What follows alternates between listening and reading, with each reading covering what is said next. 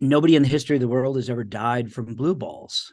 If you take away alcohol from a person who is a long-term alcoholic, they can literally have seizures and die because their body and the brain have become dependent upon the alcohol. The brain stops producing certain neurochemicals because it uses the alcohol instead. But if you prevent somebody that's been having sex, lots of sex, multiple orgasms a day, maybe, from having an orgasm when they want one, nothing bad happens. They might get a little pissy, right? Because maybe they're a little selfish, but their body doesn't stop working. I was really surprised when I found out how seriously sex addiction therapists took it and how much people just assumed it was true.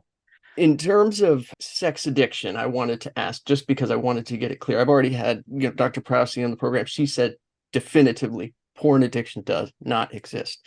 And yet still, even some of my smartest friends insist that she's wrong and they're right, or their buddies on Reddit, Mm-hmm. you know, suckballs 6969 that they've never met is right.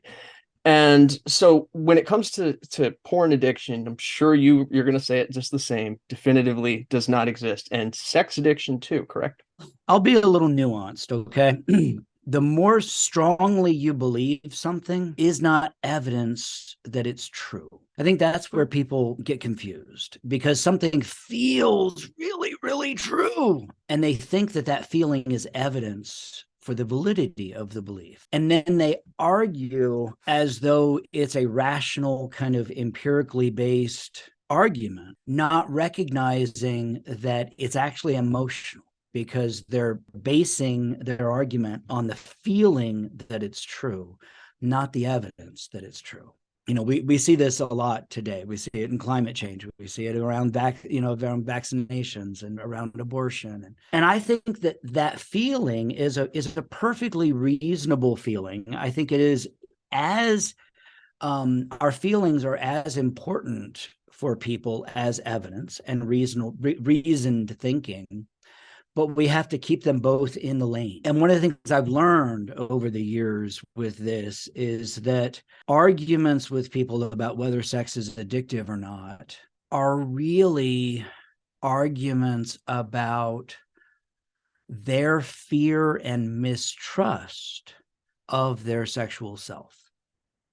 That when they are arguing that sex is addictive or that sex can be addictive, they're saying, I am afraid of and mistrust my sexuality. And but they're not talking about that feeling. They're hiding that feeling behind this pseudo rational argument about around sex being a equivalent of a disease.